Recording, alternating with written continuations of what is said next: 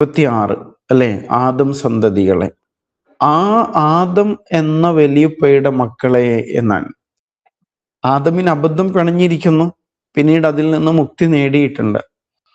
നിങ്ങൾക്കും അത് സംഭവിക്കാൻ ഇടയുണ്ട്. അതുകൊണ്ട് ജാഗ്രത ഉണ്ടാവണം. അവർക്ക് അബദ്ധം സംഭവിച്ചപ്പോ എന്തുണ്ടായി? അവര് നഗ്നരാണ് എന്നവർക്ക് ബോധ്യപ്പെട്ടു എന്നാണ്. നമ്മൾ വിശദീകരിച്ച വിഷയമാണ്. ആ നഗ്നത, ഒന്ന്, അവർ വസ്ത്രം അണിയാത്തവരാണ് എന്ന് മനസ്സിലായി. രണ്ടാമത്തേത്, അവര് ലജ്ജയുള്ളവരായി മാറിയിരിക്കുന്നു, അവരിൽ കുറ്റബോധമുളവായിരിക്കുന്നു എന്നൊക്കെ ഉദ്ദേശിക്കുന്നുണ്ട് എന്ന് മനസ്സിലാക്കണം. അപ്പോൾ കഴിഞ്ഞ ആയത്തിൽ 26-ാമത്തെ ആയത്തിൽ തുടർന്ന് എന്താ പറഞ്ഞത്? നിങ്ങൾക്ക് നാം വസ്ത്രം ഇറക്കി തന്നിരിക്കുന്നു നിങ്ങളുടെ നഗ്നത മറക്കുവാൻ വേണ്ടിയിട്ട്. അതേപോലെ രോമവും അതല്ലെങ്കിൽ അതുപോലെയുള്ള സംവിധാനങ്ങളും നിങ്ങളുടെ ശരീരം കാത്തു സൂക്ഷിക്കാൻ വേണ്ടിയിട്ട് ഇറക്കി തന്നിരിക്കുന്നു, ആ നിലക്കുള്ള പല സംവിധാനങ്ങളും. എന്നാൽ തഖ്വയുടെ വസ്ത്രം ആണ് നിങ്ങൾക്ക് ഏറ്റവും ഉത്തമമായിട്ടുള്ളത് എന്നുണർത്തി. അഥവാ അവർക്ക് നഷ്ടപ്പെട്ടൊരു വസ്ത്രമുണ്ട്, ആ വസ്ത്രം അവര് തിരിച്ചു പിടിച്ചിട്ടുണ്ട്. ആ വസ്ത്രം നിങ്ങളും അണിയണം. ലജ്ജയുടെ, അഭിമാനബോധത്തിന്റെ വസ്ത്രമാണത്. അത് അഴിഞ്ഞു പോയാൽ നിങ്ങളിൽ കുറ്റബോധവും അത് മുഖേന നിങ്ങൾക്ക് ഇഹപര നഷ്ടങ്ങളും ഉണ്ടാകും എന്നാണ് അല്ലാഹു തആല ഉണർത്തിയത്. ഇനി 27-ാമത്തെ ആയത്താണ്. 27-ാമത്തെ ആയത്തും ആരംഭിക്കുന്നത് യാ ബനി ആദം എന്ന് തന്നെയാണ്. ഖുർആനിൽ ഒരുപാട് സ്ഥലങ്ങളിൽ ഈ പ്രയോഗം ആവർത്തിക്കുന്നുണ്ട്. യാ ബനി ആദം, ആദം സന്തതികളെ. അപ്പൊ അത് ബോധപൂർവമായൊരു വിളിയാണ് അല്ലെ. ആ വല്യപ്പാന്റെ മക്കളെ എന്ന് അല്ലാഹു സുബ്ഹാനഹു തആല വിളിക്കാൻ. ആ വല്യപ്പാന്റെ ഗുണങ്ങൾ നിങ്ങളിലുണ്ട്.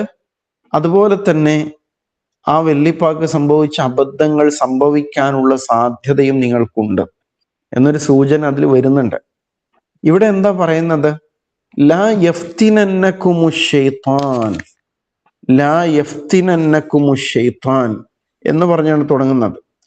പിശാച് നിങ്ങളെ കുഴപ്പത്തിൽ ചാടിക്കാതിരിക്കട്ടെ, നിങ്ങളെ വഴിതെറ്റിക്കാതിരിക്കട്ടെ എന്ന് പറഞ്ഞാണ് തുടക്കം.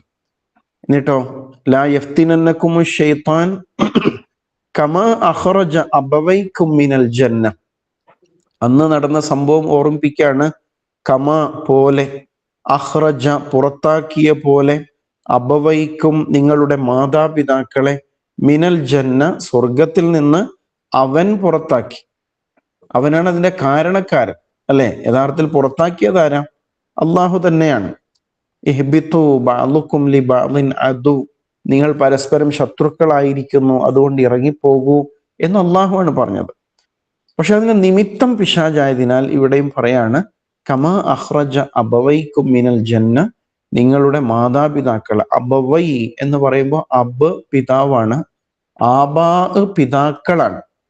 അബവൈ എന്ന് പറയുമ്പോൾ ഉമ്മയും വാപ്പയുമാണ്, രണ്ട് വാപ്പ എന്നല്ല അല്ലെ. അബവൈൻ അപ്പോ ഉമ്മയും വാപ്പയും എന്നാണ്. ഏതുപോലെ വാലിദ് പിതാവ്, വാലിദൈൻ രണ്ട് വാപ്പ അല്ല, മാതാപിതാക്കൾ എന്നാണ്. അതേ ശൈലിയിലാണ് ഇവിടെയും പ്രയോഗം.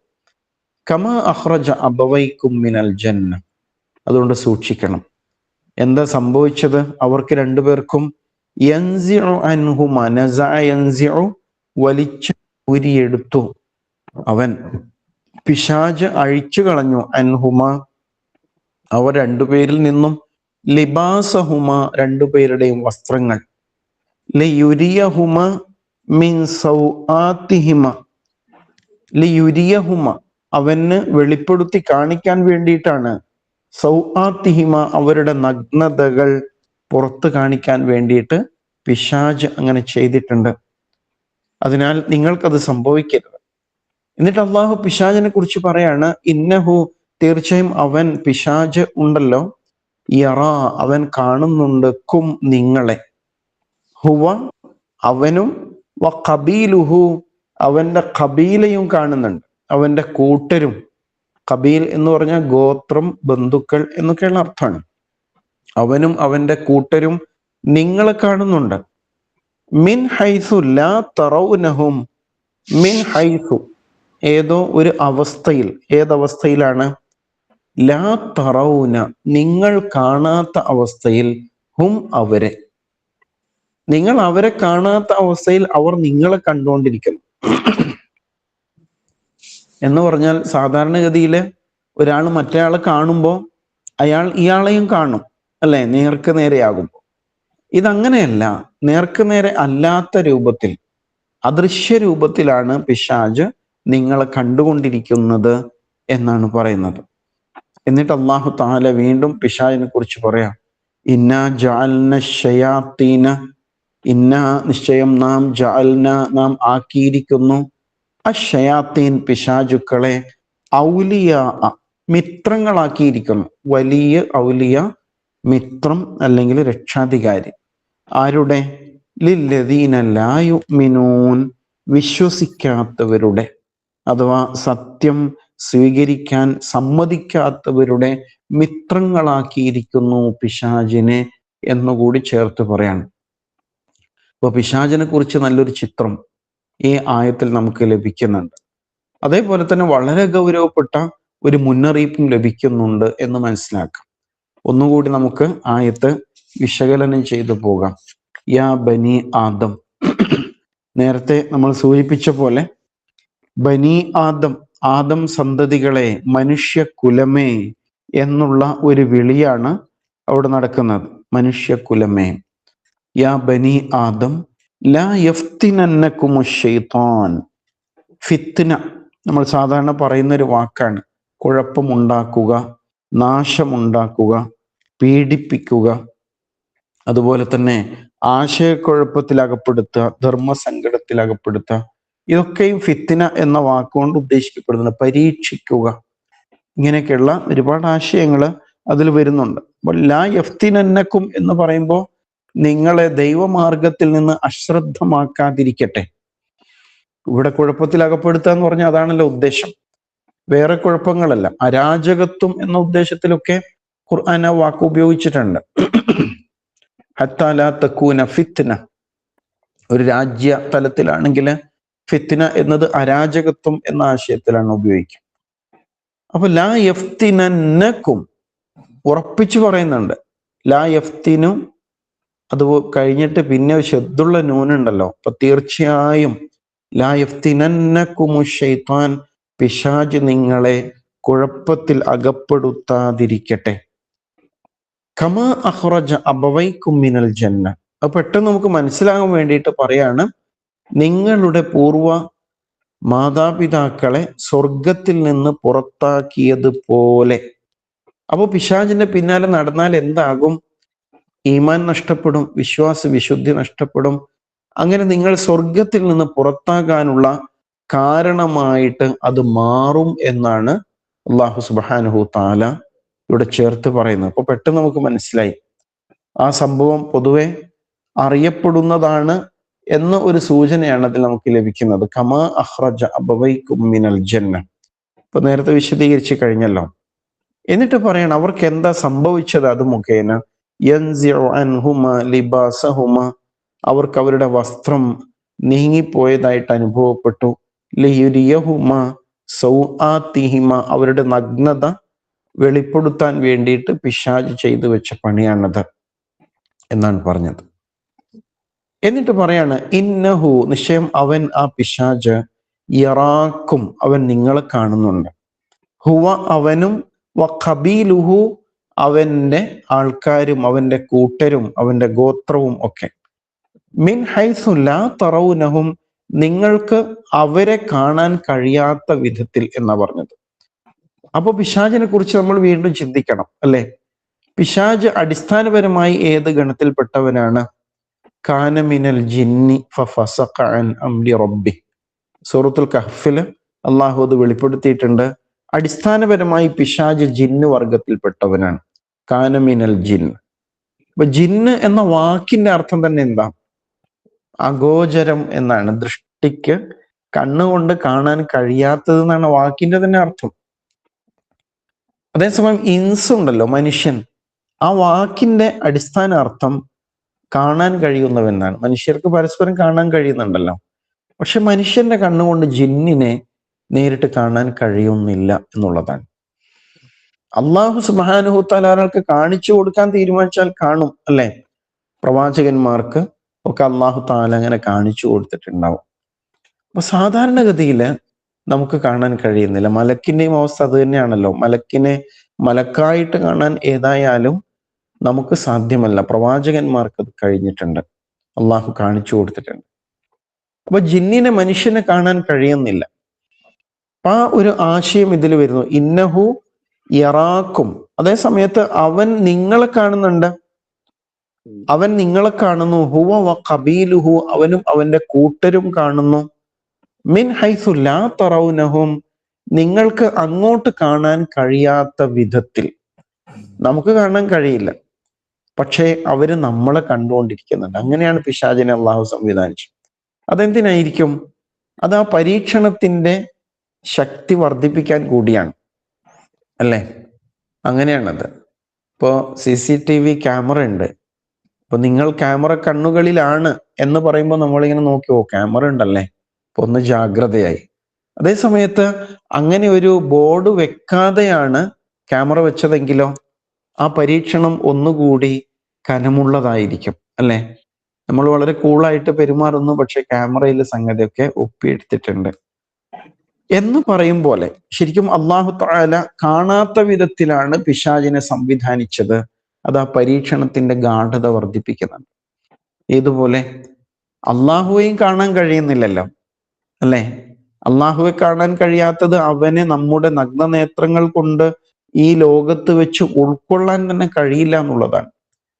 അതേസമയം ആ സാന്നിധ്യം നമ്മൾ അനുഭവിക്കുന്നുണ്ട്. അള്ളാഹുവിന്റെ അനുഗ്രഹങ്ങളിലൂടെയാണ് ഓരോ നിമിഷവും നമ്മൾ കടന്നു പോകുന്നത് എന്നതാണ്. പിശാചിന്റെ അവസ്ഥയും നേരെ മറിച്ച് ചിന്തിക്കുമ്പോൾ അങ്ങനെ തന്നെയാണ്. നമ്മൾ കാണുന്നില്ല, എന്നാൽ പിശാചിന്റെ സാന്നിധ്യം അനുഭവപ്പെടാറില്ലേ? അനുഭവപ്പെടും. നമ്മുടെ മനസ്സിലേക്ക് ഒരു ദുഷിച്ച ചിന്ത കടന്നു വരുമ്പോൾ അപ്പൊ നമുക്ക് മനസ്സിലാവും എന്നെ പിശാച് സ്വാധീനിച്ചു തുടങ്ങിയിരിക്കുന്നു. ഇപ്പൊ എന്ത് ചെയ്യണം? അഊദു ബില്ലാഹി മിനശ് ശൈത്വാനിർ റജീം. അപ്പൊ ഞാൻ അള്ളാഹുവിൽ രക്ഷ തേടേണ്ടതുണ്ട്, അല്ലേ? അപ്പൊ സാന്നിധ്യം അനുഭവപ്പെട്ടു. അയാളുടെ കണ്ണുകൊണ്ട് കാണുന്നില്ലെങ്കിലും സാന്നിധ്യം അനുഭവപ്പെടുന്നുണ്ട്. അപ്പൊ ഇവിടെ ഉദ്ദേശിക്കുന്നത് അത് തന്നെയാണ്. കാണുന്നില്ല, നമ്മൾ അങ്ങോട്ട് കാണുന്നില്ല എന്നത് ശരിയാണ്. അത് കണ്ണുകൊണ്ടാണ് കാണാത്തത്. ചിന്ത കൊണ്ട് നമുക്ക് തീർച്ചയായിട്ടും അത് ബോധ്യപ്പെടും എന്നതാണ്. ഇന്നഹു യറാക്കും ഹുവ വ ഖബീലുഹു മിൻ ഹൈസു ലാ തറൗനഹു. അപ്പൊ ഏത് പിശാചിനെയാണ് കാണാത്തത്? ജിന്നുകളിലെ പിശാചിനെയാണ്. അതേസമയം ജിന്നുകളിൽ മാത്രമാണോ പിശാച് എന്ന് ചോദിച്ചാൽ സൂറത്തുൻ നാസിലെ അവസാനത്തെ ആയത്തിൽ പറയുന്നില്ലേ, മിനൽ ജിന്നത്തി വന്നാസ്, ജിന്നുകളിലും മനുഷ്യരിലും പെട്ട പിശാചുക്കൾ എന്ന് പറയുന്നുണ്ട്. അപ്പോൾ പിശാച് ബാധയേറ്റ മനുഷ്യനുണ്ട്, അല്ലെ? നമ്മളെ തെറ്റിലേക്ക് പ്രേരിപ്പിക്കുന്ന, സ്വയം തെറ്റ് ചെയ്തുകൊണ്ടേയിരിക്കുന്ന, അങ്ങനെ തെറ്റ് ചെയ്യിപ്പിക്കാൻ വേണ്ടിയിട്ട് പല സൂത്രങ്ങളും പ്രയോഗിക്കുന്ന, അതിനു വേണ്ടിയിട്ട് സംഘടിക്കുകയും അങ്ങനെയുള്ള ആശയങ്ങൾ രൂപപ്പെടുത്തുകയും ഇതാണ് നല്ലത് എന്ന നിലയ്ക്ക് നമ്മെ പ്രേരിപ്പിക്കുകയൊക്കെ ചെയ്തുകൊണ്ടിരിക്കുന്ന മനുഷ്യര് ധാരാളം ഇല്ലേ? ഉണ്ട്. മനുഷ്യരുടെ കൂട്ടത്തില് ചിലപ്പോൾ നമ്മുടെ ബന്ധുക്കൾ തന്നെയാകാം, സുഹൃത്തുക്കളാകാം, നേതാക്കന്മാരാകാം. തെറ്റിലേക്ക് കൊണ്ടുപോകുന്ന നേതാക്കന്മാരുണ്ട്. പുരോഹിതന്മാരൊക്കെ അങ്ങനെയാവാം. ഖുർആൻ അതൊക്കെ എടുത്തു പറയുന്നുണ്ടല്ലോ. മനുഷ്യന്മാരുടെ സമ്പത്തുക്കൾ അന്യായമായിട്ട് തിന്ന് കൂടുന്ന പുരോഹിതന്മാരെ കുറിച്ചൊക്കെ പറയുന്നു. അപ്പൊ അതിനാൽ അങ്ങനെയുള്ളവരെ നമുക്ക് കാണാൻ പറ്റും, അല്ലെ? മനുഷ്യരിൽ ഒരാള്, ഇപ്പോ നമ്മുടെ കൂടെ ഇരുന്നിട്ട് ഒരാള് മോശപ്പെട്ടൊരു കാര്യം പറയുമ്പോൾ എന്തായി? അത് പിശാച് നിലനിൽക്കുന്ന ഒരു അന്തരീക്ഷം അവിടെ രൂപപ്പെടും. കുറെ ആൾക്കാർ കൂടിയിരുന്നിട്ട് ആരെയോ ഒരാൾ ഇങ്ങനെ കുറ്റം പറഞ്ഞുകൊണ്ടിരിക്കുകയാണ്, അത് കേട്ടുകൊണ്ടിരിക്കുകയാണ്, ആസ്വദിച്ചുകൊണ്ടിരിക്കുകയാണ്. അപ്പൊ എന്ത് മനസ്സിലാക്കണം? ഈ അന്തരീക്ഷത്തിൽ പിശാച് വന്നിരിക്കുന്നു, അല്ലേ? അപ്പൊ വിശ്വാസികൾ എന്താ ചെയ്യേണ്ടത്? അത്തരം സദസ്സുകളിൽ നിന്ന് പിന്മാറിക്കളയണം. അനിൽ ലഗ്വി മുഅ്രിദൂൻ എന്നല്ലേ സൂറത്തുൽ മുഅ്മിനൂനിൽ പറയുന്നുണ്ട്. അവര് അനാവശ്യങ്ങളിൽ നിന്ന് പിന്തിരിയുന്നവരാണ്. ഉടനെ നമ്മൾ പിന്മാറിക്കളയും, കാരണം അവിടെ പിശാചിന്റെ സാന്നിധ്യമുണ്ട്. അപ്പൊ മനുഷ്യ രൂപത്തിൽ തന്നെ മാറുകയാണ് പിശാച്, അല്ലെ? പക്ഷെ പിശാചെ എന്ന് നമ്മൾ അയാളെ വിളിക്കോ? അപ്പൊ അയാൾക്ക് ദേഷ്യം വരും, ഞാൻ പിശാചൊന്നുമല്ല. പക്ഷെ അയാളിലൂടെ പിശാച് പ്രത്യക്ഷപ്പെടുകയാണ് അവിടെ. അപ്പോൾ അത് നമുക്ക് കാണാൻ കഴിയുന്ന പിശാചായിരിക്കും. അതുപോലെ ഇപ്പൊ നമ്മൾ സ്ക്രീനിൽ നോക്കുമ്പോൾ അതില് തെറ്റായ കാര്യങ്ങൾ കാണിക്കുകയാണ്, അതിങ്ങനെ നോക്കിയിരിക്കുകയാണ്. ഇപ്പൊ വല്ലാതെ അതിൽ ആകൃഷ്ടനായി പോകുന്നു. അപ്പൊ ശരിക്കും നമ്മള് പിശാചാണ് നമുക്കത് കാണിച്ചു തരുന്നത്, അല്ലെ? അതില് എന്തൊക്കെയോ ചെയ്തുകൊണ്ടിരിക്കുന്ന ആൾക്കാര് പിശാചിന്റെ ഭാവമുള്ളവരാണ് എന്ന് നമ്മൾ മനസ്സിലാക്കുകയാണെങ്കിൽ നമുക്ക് പെട്ടെന്ന് അതിൽ നിന്ന് പിന്മാറാൻ പറ്റും. അല്ലെങ്കിൽ പെട്ടുപോയത് തന്നെയാണ്. ഇന്നഹു യറാക്കും ഹുവ വഖബീലുഹു മിൻ ഹൈഥു ലാ തറൗനഹും. അതിൽ വലിയ ആശയങ്ങളുണ്ട്. അതിലൊന്ന് എന്താണെന്നറിയാം? ഞാൻ പിശാചാണ്, ഞാൻ നിന്നെ വഴിതെറ്റിക്കാൻ വന്നതാണ്, അതുകൊണ്ട് ഇന്നു മുതൽ നീ നിസ്കരിക്കരുത്. ഇങ്ങനെ പറഞ്ഞാൽ ആരെങ്കിലും അംഗീകരിക്കോ? ആരും അംഗീകരിക്കില്ല, അല്ലേ? പക്ഷെ ഇയാൾ എന്താ ചെയ്യുക? എപ്പോഴും ഇയാൾ വേറെ പല രൂപത്തിലാണ് പ്രത്യക്ഷപ്പെടുക. നമ്മുടെ ഗുണകാംക്ഷിയായിട്ട്, കൂട്ടുകാരനായിട്ട്, നമുക്ക് ഏറ്റവും വേണ്ടപ്പെട്ട ആളായിട്ട്, നമുക്ക് സ്നേഹം തോന്നുന്ന ആളായിട്ട്, ഇങ്ങനെ ഉള്ള മറ്റൊരു രൂപത്തിലാണ് പ്രത്യക്ഷപ്പെടുക. അങ്ങനെ നമ്മൾ പെടുത്തിക്കളയാണ് ചെയ്യുക. അപ്പോൾ പിന്നെ അതിൽ നിന്ന് തടിയൂരാൻ കഴിയാത്ത വിധത്തില് നമ്മൾ അതിൽ അകപ്പെട്ടു പോകും എന്നുള്ളതാണ്. അതാണല്ലോ ഖുർആൻ അൽ ഖന്നാസ് എന്ന് പിശാചിനെ വിശേഷിപ്പിച്ചു. പിന്മാറിക്കളയുന്നവൻ, വന്നു മറയുന്നവൻ. ഒരിക്കലും വന്ന കാര്യങ്ങളൊക്കെ പറഞ്ഞു തീർത്ത് പോകുകയല്ല, ഒരിക്കലും ഒരു സൂചന നൽകി അത് നമ്മുടെ മനസ്സിൽ അവിടെ കിടക്കാണ്, പിന്നെയും ഒരു ഓർമ്മപ്പെടുത്തല്. അപ്പം മെല്ലെ മെല്ലെ അതിങ്ങനെ വർക്കൗട്ട് ചെയ്യാൻ തുടങ്ങി. പിന്നെ അത് നീ ഇപ്പൊ ചെയ്യണം, ചെയ്തില്ലെങ്കിൽ ചാൻസ് മിസ്സാവട്ടോ എന്ന് ഓർമ്മപ്പെടുത്തി. ഇപ്പൊ നമ്മൾ ഒന്നുകൂടി ജാഗ്രതയായി. അപ്പൊ അതിന് വേണ്ടിയിട്ട് നമ്മൾ പ്രവർത്തിക്കാൻ തുടങ്ങി. അങ്ങനെ അതിലേക്ക് നമ്മൾ എത്തിച്ചേരുക ചെയ്യണം. ശരിക്കും വളരെ വിദഗ്ധമായ ഒരു ഫീൽഡ് വർക്ക് ഇയാൾ ചെയ്തുകൊണ്ടിരിക്കുന്നുണ്ട് എന്ന് മനസ്സിലാകുന്നത്. ഇന്നഹു യറാക്കും ഹുവ വഖബീലുഹു മിൻ ഹൈഥു ലാ തറൗനഹും. അപ്പോഴാണല്ലോ പരീക്ഷണം അതിൻ്റെ ഏറ്റവും മാക്സിമത്തിൽ എത്തുന്ന. അപ്പോഴാണ് ഇയാൾ അപ്രത്യക്ഷനാണ്, എന്നാൽ നമ്മുടെ മനസ്സിൽ എപ്പോഴും വന്നുകൊണ്ടേയിരിക്കുന്നു. നമ്മിൽ അത് തെറ്റാണെന്നുള്ള ചിന്ത ഉണ്ടാക്കുന്നു.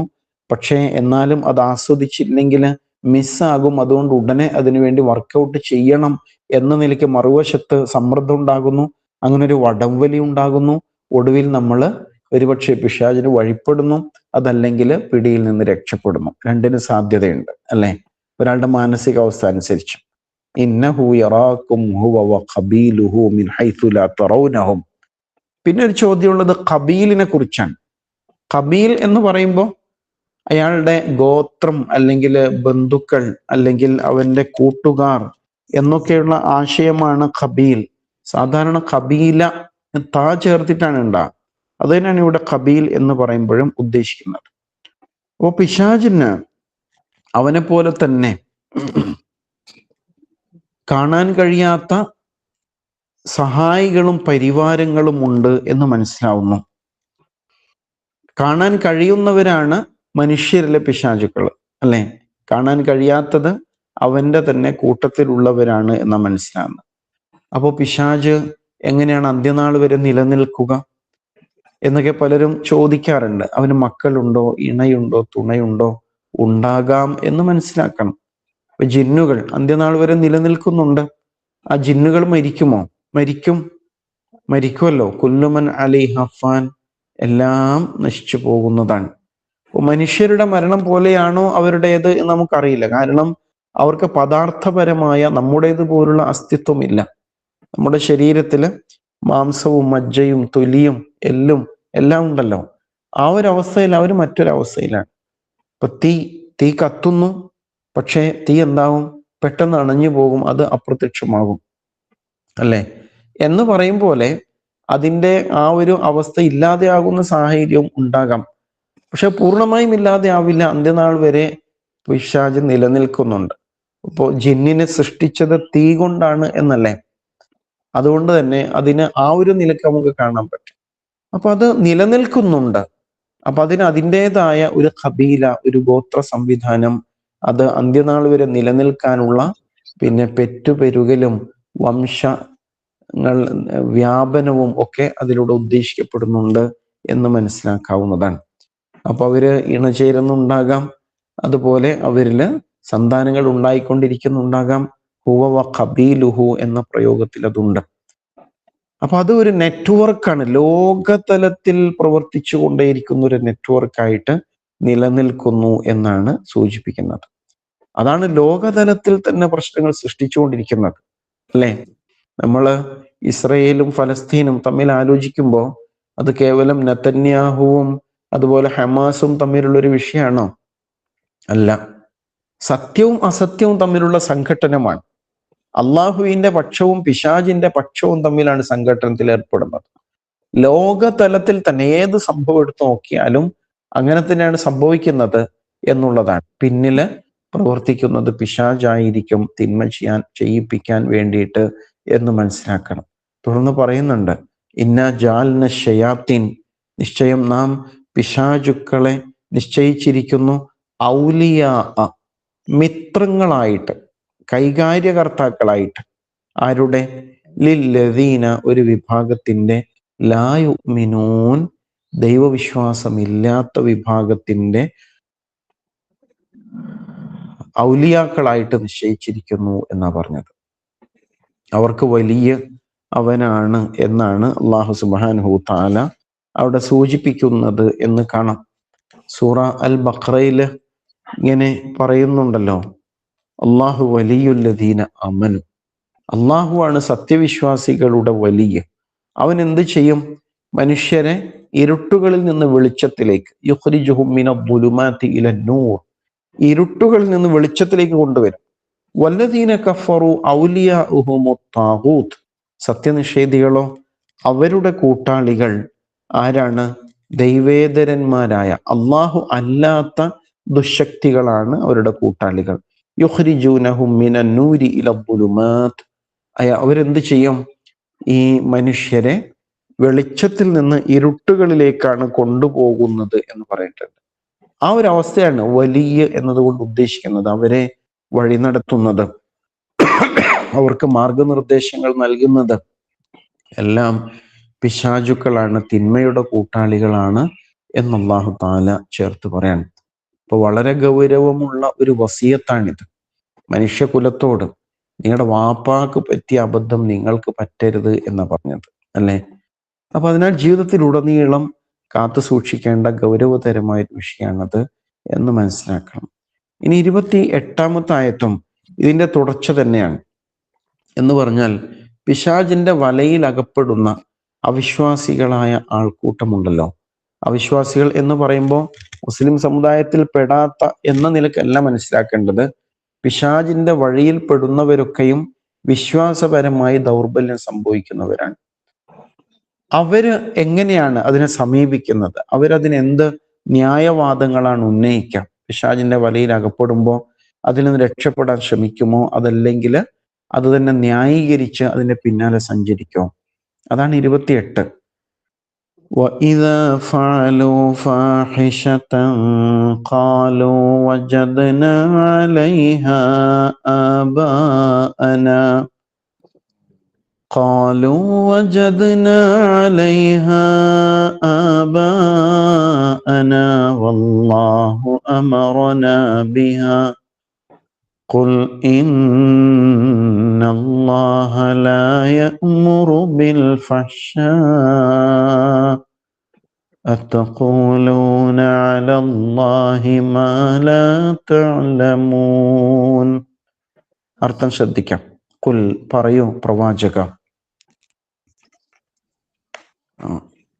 28-ാമത്തെ ആയത്ത്. വഇദാ ഫഅലു ഫാഹിഷത്തൻ, വഇദാ ആയാൽ, ഫഅലു അവർ ചെയ്താൽ, ഫാഹിഷത്തൻ വല്ല മ്ലേച്ഛവൃത്തിയും ചെയ്താൽ, വല്ല നീചകൃത്യവും ചെയ്താൽ, ഇങ്ങനെ പിശാചിന്റെ കൂട്ടാളികളായിട്ട് മാറിയ, പിശാചിനെ തങ്ങളുടെ വലിയായിട്ട് മിത്രമായിട്ട് സ്വീകരിച്ച ആൾക്കാര് വല്ല തെറ്റും ചെയ്താൽ, അവിടെ ഫാഹിഷയാണ് ഉപയോഗിച്ചത്, മ്ലേച്ഛവൃത്തി അതല്ലെങ്കിൽ നീചകൃത്യം എന്നാണ് അതിന്റെ അർത്ഥം. ഖാലു, അപ്പൊ അവരതിനെ ന്യായീകരിക്കുന്നു. ചോദ്യം ചെയ്യുമ്പോൾ എന്താ പറയാ? വജദ്ന അലൈഹ ആബാഅന, വജദ കണ്ടെത്തി, വജദ്ന ഞങ്ങൾ കണ്ടിരിക്കുന്നു, അലൈഹ ഇതിന്മേൽ, അഥവാ ഇങ്ങനെ ആചരിച്ചു വരുന്നതായിട്ട് ആബാഅന, ഞങ്ങളുടെ പൂർവ്വ പിതാക്കളെ ഞങ്ങൾ കണ്ടിട്ടുണ്ട്. ഞങ്ങൾ പൂർവികന്മാരായിട്ട് ഇത് ചെയ്തുകൊണ്ടിരുന്നതാണ്. നിങ്ങൾ എന്തിനാണ് ഞങ്ങളെ ചോദ്യം ചെയ്യുന്നത്? ഇതൊരു പുതിയ കാര്യമൊന്നുമല്ല. അതിനെ ചോദ്യം ചെയ്യലാണ് പുത്തൻ വാദം. ഞങ്ങൾ നേരത്തെ ചെയ്തുകൊണ്ടിരിക്കുന്ന ആൾക്കാരാണ്. ഇങ്ങനെ പറയും. എന്നിട്ട് പിന്നെ ഒരു കാര്യം കൂടി പറയാണ്, വളരെ ഗുരുതരം. എന്താണ്? വല്ലാഹു അമറന ബിഹ. വല്ലാഹു, അല്ലാഹു ആണ് അമറന, ഞങ്ങളോട് കൽപ്പിച്ചത്, ബിഹ, ഇങ്ങനെ ചെയ്യാൻ വേണ്ടിയിട്ട്, ഇത് പിന്തുടരാൻ വേണ്ടിയിട്ട് ഞങ്ങളോട് കൽപ്പിച്ചത് അല്ലാഹുവാണ്. സുബ്ഹാനല്ലാഹ്. ഒരു തെറ്റായ കാര്യം, പിശാച് പഠിപ്പിച്ച കാര്യം, അതിന് അല്ലാഹുവെ അവര് കൂട്ടുപിടിക്കുന്നു എന്നുള്ളതാണ്. അങ്ങനെ ചിലപ്പോ വേദവാക്യങ്ങൾ തന്നെ അവരതിനു വേണ്ടിയിട്ട് ഉപയോഗപ്പെടുത്തിയേക്കും, അല്ലെ? ഖുൽ, പറയൂ, ഇന്നല്ലാഹ, നിശ്ചയം അല്ലാഹു, ലാ യഅ്മുറു, അവൻ ഒരിക്കലും കൽപ്പിക്കുകയില്ല, ബിൽ ഫഹ്ശ, എന്തുകൊണ്ട്?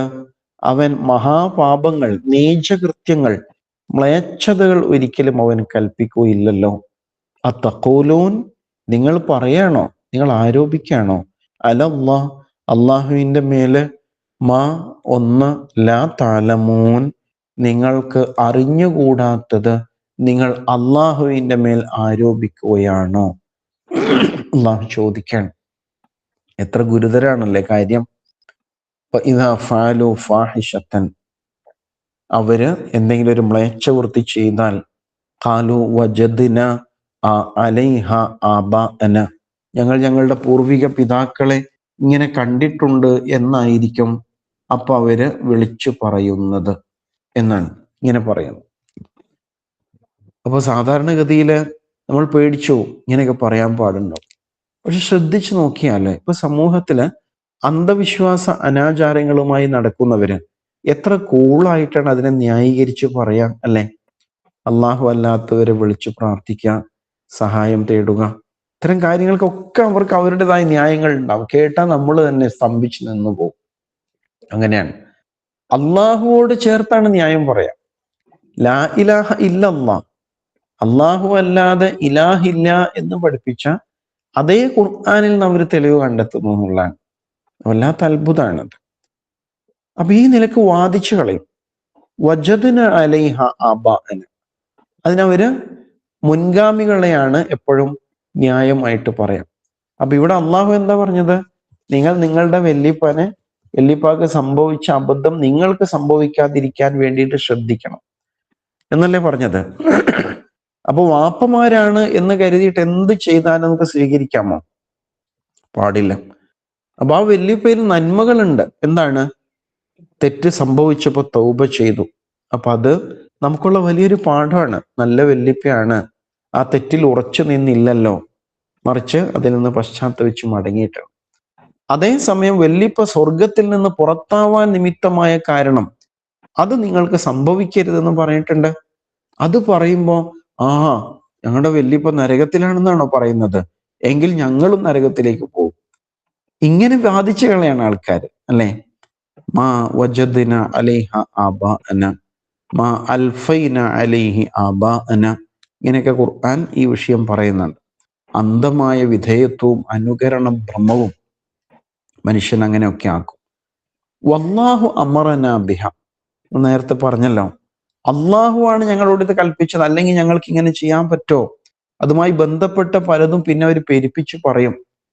പടച്ചോന്റെ ഒരു ഇടപെടലാണ്, അല്ലെ? നമുക്ക് എത്ര ചോറുണ്ടാക്കി കൊടുക്കാൻ പറ്റി, 10,000 ആൾക്ക് ഭക്ഷണം കൊടുക്കാൻ പറ്റി, 10,000 ആളുകൾ ഒരുമിച്ച് കൂടി, ഇങ്ങനെയൊക്കെ പറയും. പക്ഷെ അത് അള്ളാഹു കൽപ്പിച്ചതാണോ, റസൂൽ സ്വല്ലല്ലാഹു അലൈഹി വസല്ലമയുടെ ശരിയാണോ, അത് നോക്കേണ്ടതില്ലേ? അങ്ങനെ ചിന്തിക്കൂല. അങ്ങനെ അള്ളാഹുവിന്റെ സഹായം കൊണ്ടാണ് ഇതൊക്കെ നടക്കുന്നത് എന്ന രൂപത്തിൽ അവർ ശിർക്കിനെ പോലും ന്യായീകരിച്ചു കളയുന്നു. വല്ലാഹു അമറന ബിഹ. അത് ശരിക്കും നേരത്തെ ഇബ്ലീസ് പറഞ്ഞ ന്യായാണത്. ഇബ്ലീസ് എന്താ പറഞ്ഞത്? നീയാണ് എന്നെ പിഴപ്പിച്ചത് എന്ന് അള്ളാഹുവോട് പറഞ്ഞില്ലേ, അല്ലേ? ഫബിമാ അഗ്വൈതനീ, നീ എന്നെ പിഴപ്പിച്ചത് കൊണ്ടാണ് ഞാൻ ഇങ്ങനെയൊക്കെ ആയിപ്പോയത്. അപ്പൊ ഇനി ഇത് തെറ്റാണെങ്കിലും ഇത് അള്ളാഹുവാണ് ഞങ്ങളെ കൊണ്ട് ചെയ്യിപ്പിക്കുന്നത് എന്ന രൂപത്തിൽ അവർ വാദിച്ചു കളയും. അപ്പോഴാണ് അള്ളാഹു തആല തിരിച്ചു ചോദിക്കുന്നത്, പറയുന്നത്, ഇന്നല്ലാഹ ലാ യഅ്മുറു ബിൽ ഫഹ്ശ, അവരോട് പറയൂ പ്രവാചക, അള്ളാഹു താല മ്ലേച്ഛവൃത്തി കൽപ്പിക്കില്ല. ഇവിടെ എന്താണ് ഫാഹിഷത്ത്? ഫാഹിഷത്തിന്റെ ബഹുവചനാണ് ഫഹ്ഷ എന്നുള്ളത്. സാധാരണഗതിയിൽ വ്യഭിചാരവും അതുപോലെയൊക്കെയുള്ള സദാചാര വിരുദ്ധമായ പ്രവൃത്തികളാണ് ഫാഹിഷത്ത് എന്ന് പറയാം. ഇവിടെ മറ്റൊരു കാര്യം കൂടി ഉദ്ദേശിക്കുന്നുണ്ട്. അതെന്തായിരിക്കും? ആ കാലഘട്ടത്തിൽ അവര് നല്ല കാര്യങ്ങളെ മറ്റൊരവസ്ഥയിൽ ദുഷിപ്പിച്ചു കളഞ്ഞല്ലോ. ഉദാഹരണത്തിന് ഹജ്ജിനെ അവര് തൗഹീദിന്റെ അടിസ്ഥാന ഇബാദത്തായ ഹജ്ജിനെ ശിർക്ക് കലർത്തിയിട്ട് മറ്റൊന്നാക്കി മാറ്റി, അല്ലേ? അവര് കഅബയിലെ വിഗ്രഹങ്ങൾ പ്രതിഷ്ഠിച്ചു, കഅബയുടെ പുറത്ത് വിഗ്രഹങ്ങൾ പ്രതിഷ്ഠിച്ചു, ബലി നൽകിയിട്ട് അതിന്റെ രക്തം വിഗ്രഹങ്ങൾക്ക് മുകളിൽ ഒഴിച്ചു, നഗ്നരായിട്ട് തവാഫ് ചെയ്തു. അതൊരു ഫാഹിഷത്താണ്. അപ്പൊ അത് ചോദിക്കുമ്പോൾ അവരെന്താ പറയാം? പൂർവികന്മാരായിട്ട് ചെയ്തു വരുന്നതാണ്, അതിലെന്താ കുഴപ്പം? ഇങ്ങനെ ചോദിച്ചു കളയും. സഫയിലും മറുവയിലും ബിംബങ്ങൾ പ്രതിഷ്ഠിച്ചു. എന്നിട്ട് അവര് നായില, ഇസാഫ് 2 പേരിട്ടു. എന്നിട്ട് സഫയിൽ നിന്ന് മറുവയിലേക്ക് വരുമ്പോൾ നായിലയുടെ അടുത്ത് നിന്ന് അവർ ഇസാഫിന്റെ അടുത്തേക്കാണ് വരുന്നത്. അല്ലാതെ ഹജ്ജിലെ സഅയ് എന്ന അർത്ഥത്തിലല്ല അവരതിനെ കാണുന്നത്. ഇങ്ങനെ മൊത്തത്തില് കാര്യങ്ങൾ തലതിരിച്ചു. ഇതൊക്കെ പടച്ചോൻ പറഞ്ഞതാണ് എന്ന് പറഞ്ഞു. അപ്പൊ അള്ളാഹു ഇങ്ങനെയൊക്കെ കൽപ്പിക്കോ? നഗ്നരായിട്ട് തവാഫ് ചെയ്യാനൊക്കെ പറയോ? അത്തഖൂലൂന അലല്ലാഹ് മാ ലാ തഅലമൂൻ. നിങ്ങള് എന്താണ്, നിങ്ങൾക്ക് അറിഞ്ഞുകൂടാത്ത കാര്യങ്ങള് അള്ളാഹുവിന്റെ മേൽ ആരോപിക്കുകയാണോ എന്ന് ചോദിക്കുന്നുണ്ട്. നിങ്ങൾക്ക് അറിയാത്തത് എന്ന് പറയാൻ കാരണം, കാലങ്ങളായിട്ട് അവര് ഈ സത്യവചനങ്ങളൊന്നും കേട്ടിട്ടില്ലല്ലോ. അതിനാൽ അവർ മുൻഗാമികൾ മുതൽക്ക് തന്നെ അങ്ങനെ വഴിതെറ്റിപ്പോയവരായിരിക്കാം എന്നുള്ളതാണ്. പക്ഷെ ഇപ്പോഴിതാ വേദഗ്രന്ഥം വന്നിരിക്കുന്നു, പ്രവാചകം വന്നിരിക്കുന്നു, നിങ്ങൾക്ക് തിരിച്ചറിവുണ്ടാകുന്നു, ആ അറിവിനെ ഉപയോഗപ്പെടുത്തണം എന്ന സൂചനയാണ് 28-ാമത്തെ ആയത്ത് നൽകുന്നത്. അപ്പോൾ പിശാച് നല്ല കാര്യങ്ങളിലൂടെ തന്നെയാണ് കയറി വരിക. എന്നിട്ട് അതിനെ ദുഷിപ്പിച്ച് നമ്മെ കൊണ്ട് അതിനെ ന്യായീകരിക്കാൻ വേണ്ടി പല ന്യായങ്ങളും പറഞ്ഞു തന്ന് അതിൻ്റെ പിന്നാലെ നമ്മെ കൂട്ടിക്കൊണ്ടുപോകും. അപ്പൊ അത് പല തരത്തിലുണ്ടാകും, അല്ലേ? ഇപ്പൊ നമ്മള് മതരംഗത്ത്, സംഘടനാ രംഗത്ത്, അതുപോലെ ദീനീ പ്രവർത്തനങ്ങളില്, സാമൂഹ്യ പ്രവർത്തനങ്ങളില്, ഇതൊക്കെ നല്ല കാര്യങ്ങളാണല്ലോ. പക്ഷെ അതിലൊക്കെ പലതരം തർക്കങ്ങളും പ്രശ്നങ്ങളും തമ്മിലടിയൊക്കെ ആയിട്ട് മാറുന്നുണ്ടല്ലോ. അപ്പൊ ആ നല്ല കാര്യങ്ങളൊക്കെ നുഴഞ്ഞു കയറിയിട്ട് ഇയാൾ പണിയെടുക്കും. അപ്പൊ ഞങ്ങളുടെ പക്ഷമാണ് ശരി, ഞങ്ങൾ അള്ളാഹുവിന്റെ ആൾക്കാരാണ് എന്നൊക്കെ ഇങ്ങനെ വാദിച്ചുകൊണ്ടേയിരിക്കും. പക്ഷെ ഫലത്തില് എല്ലാവരും പിശാചിന്റെ ഫീൽഡ് വർക്കർമാരായിട്ട് മാറുകയാണ്. ഇതാണ് സംഭവിക്കുക. ലോകതലത്തിലൊക്കെ ശ്രദ്ധിക്കുമ്പോൾ ഫലസ്തീൻ വിഷയത്തില് ഉണ്ടല്ലോ, മുസ്ലിം സമുദായത്തിൽ തന്നെ ഇപ്പൊ അറബ് സമൂഹത്തിന്റെ ഒക്കെ നിലപാട് നോക്കിയാൽ ശരിക്കും പിശാചിന് വേണ്ടി പണിയെടുക്കുകയാണ് എന്ന് തോന്നിപ്പോവും, അല്ലേ? അപ്പൊ അതിനാൽ വളരെ ജാഗ്രത ഉണ്ടെങ്കിൽ മാത്രമാണ് ഇയാളുടെ പിടിയിൽ നിന്ന് രക്ഷപ്പെടാൻ സാധിക്കുകയുള്ളൂ. അത് ബോധ്യപ്പെടുത്തുന്ന വളരെ പ്രധാനപ്പെട്ട 2 ആയത്തുകളാണ് ഇവ എന്ന് മനസ്സിലാക്കണം. അല്ലാഹു സുബ്ഹാനഹു തആല പൈശാചികമായ ദുർബോധനങ്ങളിൽ നിന്ന്, അകപ്പെടലുകളിൽ നിന്ന് നമ്മെല്ലാം കാത്തു രക്ഷിക്കുമാറാവട്ടെ. അല്ലാഹുവേ, ഞങ്ങളുടെ ചിന്തയിലും മനസ്സിലും പ്രവൃത്തികളിലും പൈശാചിക ദുർബോധനങ്ങൾ കടന്നുകൂടുന്നതിൽ നിന്ന് ഞങ്ങളെ കാത്തു രക്ഷിക്കണേ റബ്ബേ. പഠിച്ചവനെ, നല്ലത് ചിന്തിക്കുവാൻ, നല്ലത് പ്രവർത്തിക്കുവാൻ, നിന്റെ പൊരുത്തം നേടുവാൻ ഞങ്ങൾക്ക് തൗഫീഖ് നൽകണേ നാഥ. സംഭവിച്ചു പോയ അബദ്ധങ്ങൾ, തെറ്റുകുറ്റങ്ങളെല്ലാം വിട്ടുവീഴ്ച ചെയ്ത് പുറത്തു തരണേ റബ്ബേ. കൂടുതൽ നല്ല കാര്യങ്ങൾ ചിന്തിക്കാനും പ്രവർത്തിക്കാനും തൗഫീഖ് നൽകണേ നാഥ. പഠിച്ചവനെ, എല്ലാവിധ പരീക്ഷണങ്ങളിൽ നിന്നും കാവൽ നൽകണേ റബ്ബേ. ഞങ്ങളുടെ എല്ലാ സതുദ്ദേശങ്ങളും സഫലീകരിക്കണേ നാഥ. ഞങ്ങളിലെ രോഗികൾക്ക് ശിഫ നൽകണേ നാഥ. സ്വർഗത്തില് ഹബീബായ റസൂൽ സല്ലല്ലാഹു അലൈഹി വസല്ലമയുടെ സന്നിധിയിൽ ഞങ്ങളുടെ മാതാപിതാക്കളോടൊപ്പം ബന്ധുമിത്രാദികളോടൊപ്പം ഒരുമിച്ച് കൂടാൻ തൗഫീഖ് നൽകണേ നാഥ. റബ്ബന ആതിന ഫിദ്ദുനിയ ഹസനതൻ വഫിൽ ആഖിറതി ഹസനതൻ വഖിന അദാബന്നാർ. റബ്ബന തഖബ്ബൽ മിന്നാ ഇന്നക അൻതസ് സമീഉൽ അലീം വതുബ് അലൈനാ ഇന്നക അൻതത് തവ്വാബുർ റഹീം. വസല്ലല്ലാഹു അലാ മുഹമ്മദിൻ വഅലാ ആലിഹി വസഹ്ബിഹി അജ്മഈൻ വൽഹംദുലില്ലാഹി റബ്ബിൽ ആലമീൻ. അസ്സലാമു അലൈക്കും വറഹ്മത്തുള്ളാഹി. അടുത്തായിട്ട് സമയം ഒന്ന് മാറ്റണം, നല്ലതാണ് കേട്ടോ.